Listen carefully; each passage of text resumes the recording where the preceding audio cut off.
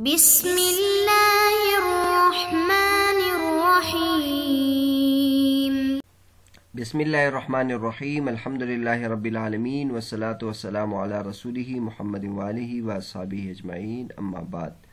درس نمبر 240۔ آج کے سبق کا عنوان ہے کنایات طلاق کا بیان۔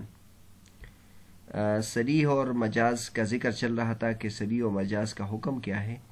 تو صریح کا حکم بتایا تھا کہ صریح میں نیت کی ضرورت نہیں ہوگی اور کنایہ میں نیت کی ضرورت ہوگی۔ جیسے کوئی اپنی بیوی کو کہے انت طالق تو اس سے طلاق واقع ہو جائے گی، نیت کی ضرورت نہیں۔ لیکن اگر انت بائن کہے یا دیگر کنایات کے الفاظ کہے تو اس میں نیت کی ضرورت ہوگی۔ پچھلے سبق میں اس کے بارے میں تفصیل بیان کی تھی۔ پھر آخر میں ایک بات یہ ذکر کی تھی کہ یہ جو کنایات طلاق ہے، اس میں جب یہ بائن سے طلاق سے کنایہ ہے تو اس میں پھر طلاق رجعی واقع ہونی چاہیے۔ اس سے آپ طلاق بائن کیوں واقع کرتے ہیں؟ تو اس کے بارے میں یہ کہا تھا کہ یہ جو طلاق کنایات طلاق ہے، یہ طلاق سے کنایہ ہے لیکن بطریق مجاز، لہٰذا اس کے جو اپنے الفاظ ہیں اس کی رعایت ہم کریں گے، اور کنایہ طلاق کے جو الفاظ ہیں اس میں بینونت کا معنی ہوتا ہے، جدائیگی کا معنی ہوتا ہے، یا نکاح کے ختم ہونے کا معنی ہوتا ہے، اس لیے ہم اس کو اس سے طلاق بائن واقع کرتے ہیں۔ پھر پچھلے سبق میں ہم نے یہ تشریح بائن کی جو کنایہ کی جو تشریح ہم نے کی تھی، علماء اصول فقہ کے مطابق کی تھی۔ علماء اصول فقہ کنایہ اس کو کہتے ہیں کہ اس کا معنی غیر واضح ہو، اور چونکہ کنایات طلاق ہے اس کو ہم بائن اس وجہ سے کہتے ہیں کہ اگرچہ اس کا لفظی معنی تو واضح ہوتا ہے لیکن اس کا جو تعلق ہے وہ واضح نہیں ہوتا کہ بائن کا مطلب کس سے بائن، تو لہٰذا اس وجہ سے ہم اس پر کنایات کا اطلاق کرتے ہیں۔ لیکن جو علماء اصول ہے وہ تو کنایات کی تعریف یہ نہیں کرتے، وہ تو کنایات کی تعریف یہ کرتے ہیں کہ ایک لفظ کو بولا جائے اور اس کا معنی بھی مقصود ہو لیکن اس کے معنی سے لازم مراد لیا جائے، تو اس کو وہ کنایہ کہتے ہیں۔ تو لہٰذا ان کے مسلک کے مطابق تو کنایہ مراد لینے میں، انت بائن سے کنایہ مراد لینے میں کوئی تکلف کی ضرورت نہیں ہے، جس طرح کے تکلف ہم نے اصول فقہ کی مطابق ہم نے اس کی تشریح کی تھی۔ اس کو اب ہم تفصیل کے ساتھ تھوڑا سا بیان کرتے ہیں۔ وبتفسیر علماء البیان لا يحتاجون الى هذا التکلف لانها عندهم ان يذكر لفظ ويقصد بمعناه معنى ثان ملزوم له فيراد بالبائن معناه ثم ينتقل منه بنيته الى الطلاق فتطلق على صفة البينونة لا انه يريد به الطلاق، يتصل هذا بقوله فيراد بالبائن معناه الا في اعتدي فانه يقع به الرجعي وهو استثناء من قوله فتطلق على صفة البينونة۔ علماء بیان کی تفسیر کے مطابق ان تکلفات کی ضرورت نہیں ہے، کیونکہ کنایہ علماء بیان کے نزدیک یہ ہے کہ ایک لفظ کو ذکر کیا جائے اور اس کے معنی سے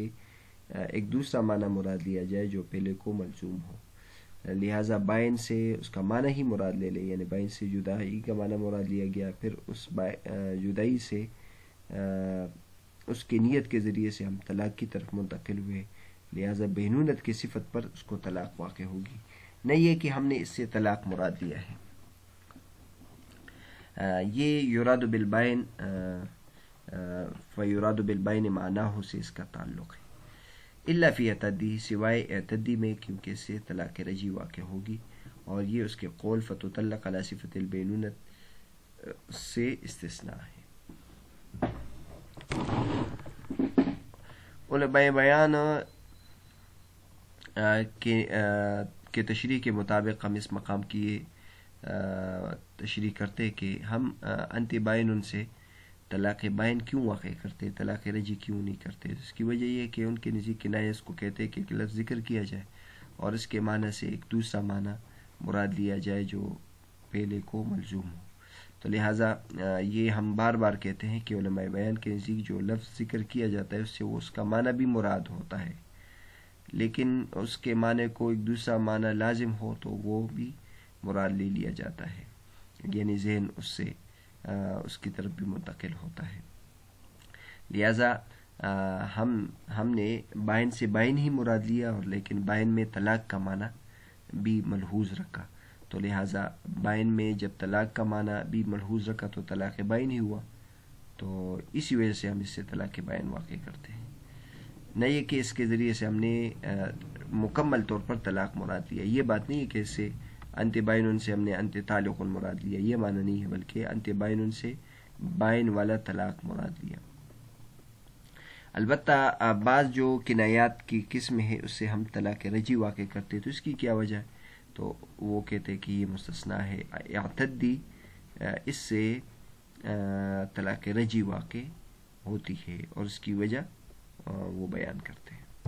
لأنه يحتمل ما يعد من الأقراء فإذا نواه اقتضى الطلاق إن كان بعد الدخول وإن كان قبله يثبت بطريق إطلاق اسم المسبب على السبب، وحينئذ يرد عليه أنه ذكر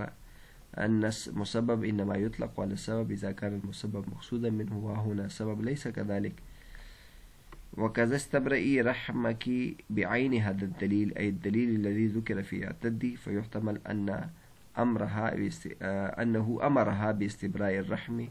لتتزوج زوجا آخر، فإذا نوى اقتضى الطلاق كما مر، وكذا أنت واحدة لأنه يحتمل الطلاق، فإذا نوى يقع به وادة رجية ولا تبين لعدم دلالتها للبينونة۔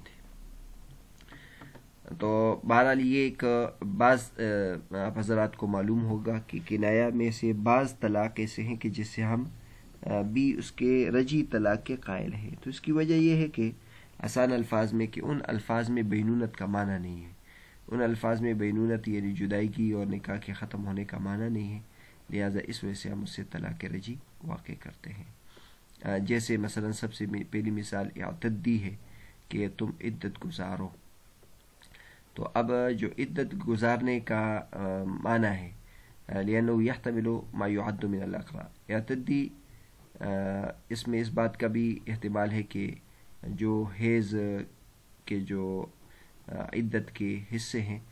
وہ شمار کرنا شروع کر دیں، تو اگر یہ معنی مراد لیا جائے تو پھر اس سے طلاق واقع ہوگی، اور اگر اعتدی کا معنی تیار ہونا یہ معنی بھی مراد ہو سکتا ہے، تو اس سے پھر طلاق واقع نہیں ہوگی، لیکن اگر اعتدی کا معنی عدت شمار کرے یعنی میں نے چونکہ تمہیں طلاق دی ہے لہٰذا عدت شمار کرو، تو اس سے ہم طلاق واقع کرتے ہیں۔ تو اب کہتے فإذا نوا ہو، اگر اعتدی سے یعنی ما يعد من الأقراء یعنی عدت شمار کرو یہ والا معنی مراد ہے تو یہ طلاق کا تقاضا کرتا ہے، اگر دخول کے بعد ہے، کیونکہ دخول سے پہلے ہو تو پھر اس پہ عدت لازم نہیں ہے۔ وإن كان قبله يثبت بطریق اطلاق اسم المسبب على السبب، تو پھر اگر طلاق سے پہلے تو پھر اس پہ عدت تو نہیں ہے، تو پھر کیسے وہ اعتدی سے ہم طلاق مراد لیتے ہیں؟ تو پھر ہم کہتے ہیں کہ یہاں مسبب سے ہم سبب مراد لے لیتے ہیں، کیونکہ یعنی طلاق کے ذریعے سے عدت ہوتی ہے، لہٰذا ہم نے مسبب ذکر کر دیا اور اس سے طلاق یعنی سبب مراد لے لیا۔ البتہ اس صورت میں یعنی اگر دخول سے پہلے ہو اور آپ بھی طریق اطلاق اس میں مسبب علی سبب مراد لے لیں تو یہ پھر ایک اشکال ہوتا ہے کہ پہلے ہم نے یہ ذکر کیا کہ مسبب کا اطلاق سبب پر اس وقت ہوتا ہے جبکہ مسبب مقصود ہوتا ہے،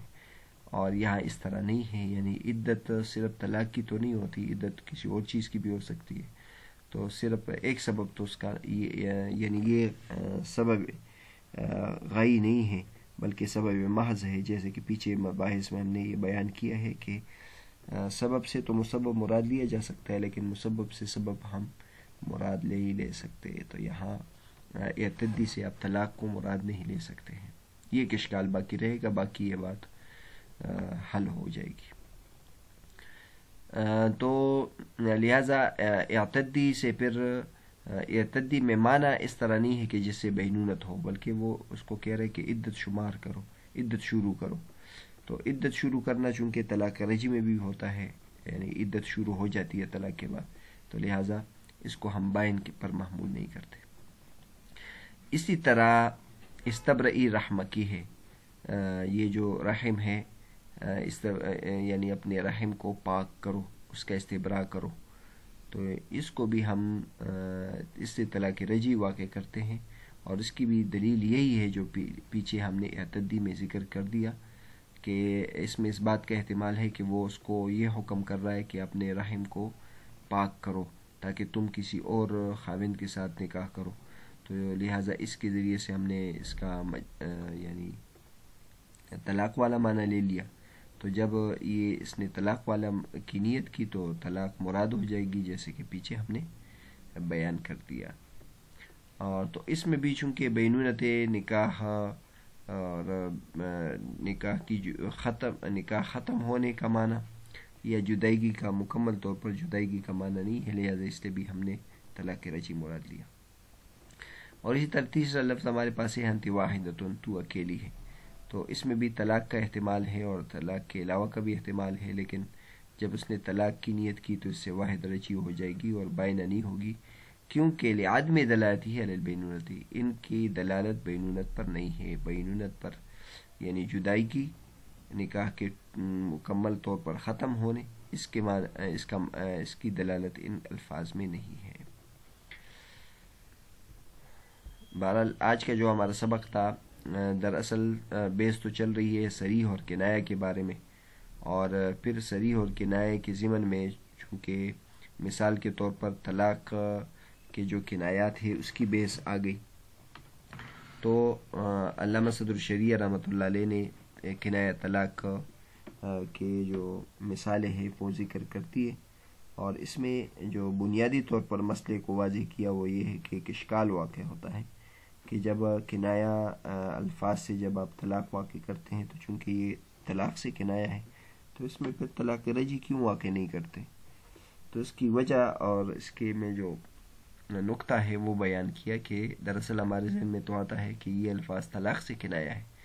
لیکن اس طرح نہیں ہے. یعنی طلاق سے تو کنایہ ہے لیکن ان کے اپنے الفاظ کی دلالت بھی اس میں مقصود ہوگی، اور ان کے اپنے الفاظ کی جو دلالت ہے اس میں بینونت کا معنی، حرام ہونے کا معنی، نکاح کے ٹوٹنے مکمل طور پر ختم ہونے کا معنی، عورت کا مرد سے بالکل نکاح ٹوٹنے کا معنی، چونکہ اس میں مقصود موجود ہوتا ہے، لہذا اس کی وجہ سے ہم یہاں طلاق بائن واقع کرتے، طلاق رجعی واقع نہیں کرتے. البتہ جن الفاظ میں ان الفاظ کی سے کوئی دلالت نہیں ہے بینونت پر اور جدائی پر، لہذا اس وجہ سے ہم وہاں طلاق رجعی واقع کرتے ہیں. تو اس کے ضمن میں 3 مثالیں انہوں نے دی، ایک تو اعتدی ہے، اور ایک استبرئی رحمہ کی، اور ایک انت واحدۃ. ان تینوں میں تفصیل سے بیان کیا کہ ان میں جو ہے بینونت کا معنی نہیں ہے، لہذا اس وجہ سے ہم اس کو طلاق رجعی پر محمول کرتے ہیں.